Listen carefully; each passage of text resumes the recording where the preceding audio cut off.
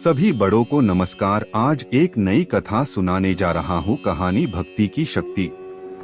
एक बार की बात है, एक संत ठाकुर जी के बहुत बड़े भक्त थे।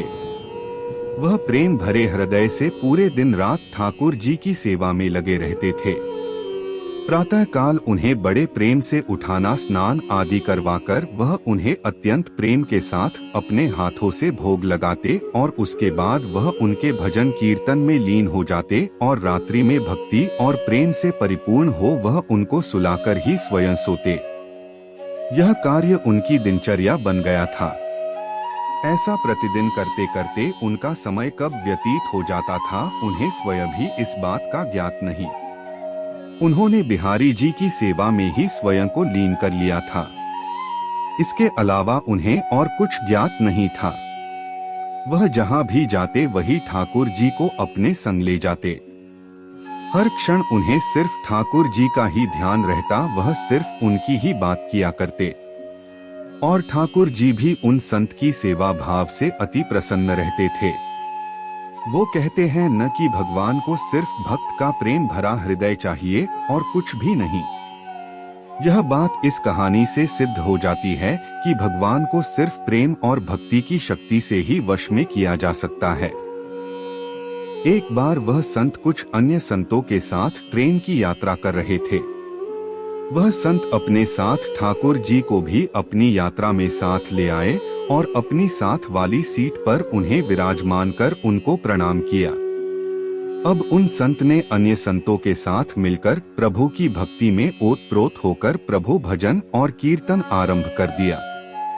प्रभु भजन और कीर्तन की समाप्ति के पश्चात वह सभी संत प्रभु भक्ति की चर्चा में लीन हो गए और कब उनकी मंजिल आ गई उन्हें पता भी नहीं चला। सभी संत एक साथ ट्रेन से नीचे उतरकर स्टेशन से बाहर आ गए और आश्रम पहुंच गए।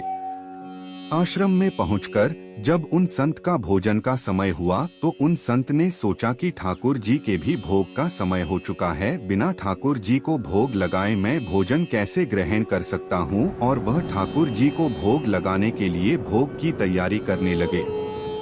किंतु यह क्या, जब वह संत भोग लगाने के लिए ठाकुर जी को अपने बक्से में से निकालने लगे तो ठाकुर जी तो वहां पर विराजमान ही नहीं थे। यह दृश्य देखकर संत को बहुत आघात लगा। वह अपने चारों तरफ ठाकुर जी को ढूंढने लगे किंतु ठाकुर जी नहीं मिले। वह संत निराश हो गए। अब उन्होंने अपनी व्यथा अन्य संतों से कही तो सभी संत मिलकर पूरे आश्रम में ठाकुर जी को ढूंढने लगे किंतु ठाकुर जी कहीं नहीं मिले। अब वह संत और ज्यादा निराश होने लगे। वह सोचने लगे कि बिना ठाकुर जी के मैं क्या करूंगा। यह बात सोचते सोचते उनके नेत्रों से अश्रु की धारा बहने लगी। यह देख अन्य संत उन सज्जन संत को समझाने लगे कि कोई बात नहीं, यदि आपके ठाकुर जी नहीं मिल रहे हैं तो हम आपको दूसरे ठाकुर जी ला देंगे, किंतु आप अपना मन हल्का मत करिए। किंतु वह संत नहीं माने। वह लगातार रोए जा रहे थे और यही कह रहे थे कि मुझे तो अपने वही ठाकुर जी चाहिए जिनसे मैं रोज लाड लड़ाता था, उनके अलावा अन्य कोई नहीं चाहिए। उन्होंने अन्न और जल भी ग्रहण नहीं किया। ऐसा करते करते 4 से 5 घंटे बीत गए। इधर ठाकुर जी कहीं मिल नहीं रहे थे और उधर संत जी की तबीयत रो रो कर खराब होती जा रही थी। फिर अचानक एकाएक उन्हें याद आया कि आखिरी बार उन्होंने ठाकुर जी को ट्रेन में बिठाया था और प्रभु भक्ति की चर्चा में लीन हो वो कब बगैर ठाकुर जी को लिए ट्रेन से उतर आश्रम पहुंच गए, उन्हें पता ही नहीं चला। यह बात सुनते ही समस्त संतों ने उस सज्जन संत से कहा कि अब तो 4 से 5 घंटे बीत गए, वह ट्रेन बहुत दूर चली गई होगी। यह बात सुनकर सज्जन संत ने अन्य सभी संतों से कहा कि मुझसे गलती हो गई कि मैं बगैर अपने ठाकुर जी को लिए ट्रेन से उतर आश्रम पहुंच आया, किंतु मेरे ठाकुर जी मुझे छोड़कर कहीं नहीं जाएंगे। मुझे पूर्ण विश्वास है कि ठाकुर जी मेरी वहीं प्रतीक्षा कर रहे होंगे। एक भक्त का अपने प्रभु के प्रति ऐसा आत्मविश्वास देखकर वहां उपस्थित सभी संत उन सज्जन संत को साथ लेकर स्टेशन की ओर चल दिए। स्टेशन पहुंचकर संतों ने स्टेशन मास्टर को अपनी सारी कहानी सुनाई। यह बात सुनकर स्टेशन मास्टर ने संतों से कहा कि एक ट्रेन पिछले 4 से 5 घंटे से स्टेशन पर ही खड़ी है।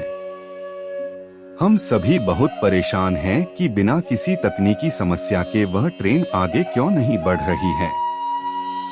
स्टेशन मास्टर की इन बातों को सुनकर संतों को समझने में तनिक भी देर ना लगी कि यह सब तो उस लीलाधर की एक लीला थी, और वह मुस्कुराते हुए अपने ठाकुर जी को लेने चल दिए। ट्रेन की बोगी में पहुंचकर जब उन संत ने ठाकुर जी को देखा तो ऐसा लगा मानो जैसे वह एक बच्चे की भांति बैठकर अपने पिता का इंतजार कर रहा हो कि कब उसके पिता आएंगे और उसे ले जाएंगे। तब उन संत ने ठाकुर जी को प्रणाम कर और क्षमायाचना करते हुए ठाकुर जी को लेकर ट्रेन से नीचे उतर गए। अंत में यह दृश्य देखकर सभी अचंभित रह गए। जब वह संत अपने ठाकुर जी को लेकर जैसे ही ट्रेन से नीचे उतरे वैसे ही वह ट्रेन भी चल दी, जो बिना किसी तकनीकी समस्या के स्टेशन पर पिछले 4 से 5 घंटे से खड़ी थी। वहां खड़े सभी सज्जन पुरुषों ने भक्ति की शक्ति का यह दृश्य देखकर सभी ने ठाकुर जी के चरणों में शत शत प्रणाम किया और आश्रम की ओर चल दिए। दोस्तों, इस वीडियो में बस इतना ही। मिलते हैं अगले वीडियो में। अपना ख्याल रखिएगा।